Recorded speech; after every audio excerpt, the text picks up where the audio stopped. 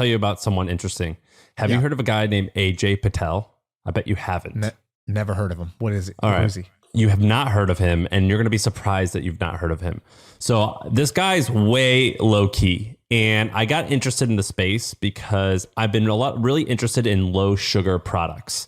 Whenever I'm in New York, or particularly New York, because I go to like corner stores all the time, you see like moms with their kids and they buy like Hawaiian Punch or like fucking Gatorade. Like it's a sugar factory. A corner store and a grocery store are sugar factories. It's sad, and I feel sugar horrible. Dispensaries, maybe. Yeah, it's horrible, and it's because maybe that's just more convenient. And people just, I don't think, know better. So I've been doing research, and I found this guy named AJ Patel. So listen to what this guy's done. So he started he's only 32. So he started this thing called Smooth Viking, which was a men's grooming business that he sold. Then he started Insta Naturals, which is a natural based skincare business. It did $55 million in 2018. And it's been, it crushes it. And then he started ZenWise, which was a plant-powered vitamins and supplements, and it was doing okay, like $5 to $8 million in revenue.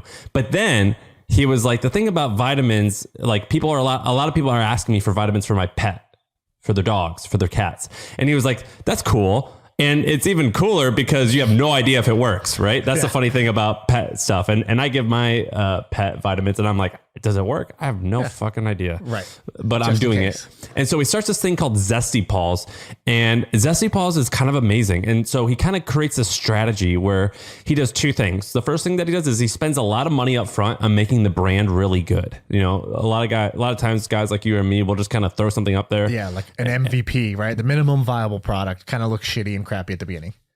Yeah, so he hires a agency or a branding agency, and they help him make Zesty Paws like look really great. And then his whole goal is to first dominate Amazon, then go to retail. And I was doing some research, and I used Jungle Scout, and I also watched a bunch of videos. So Zesty Paws recently sold for $610 million. It's estimated on Amazon they are doing around $8 million a month on Amazon only, and then probably another $7 million through their retail outlets. It costs around $8 to wholesale, and it sells for $26. So they could have been doing around $40 million in profit when they sold, and they sold for $610 million. Now, the reason I'm bringing this up, his new thing, it's called High Key Cookie. And I've noticed that when you look up High Key co-founder, they don't mention his name. He's trying to hide it for some reason. I don't know why he's trying to hide. I don't know what his deal is. He just prefers being low key. But he doesn't talk about it too much. I think he just prefers being low key. But high key is basically low sugar cookies. And he's doing the exact same thing where he's getting on Amazon and he's ranking, and he's got 60,000 reviews. And it's a pretty new product already. It's pretty amazing what this guy's doing. He's doing the same strategy over and over and over again. Are you looking at high key cookies on? I'm on his LinkedIn right now. So he's listed as the co-CEO, and he looks like he's in Florida. How did you hear about this person? Two different ways. I was researching low carb cookies because I'm fascinated by that. Right now, some current obsessions are low sugar cookies and low sugar ketchup and other sauces. Right.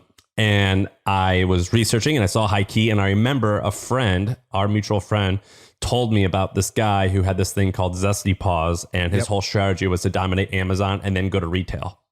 Wow. Very impressive. Very few people have done what this person has done. So I think he's 32 years old or 31. Amazing. Yeah, that's pretty impressive. Have you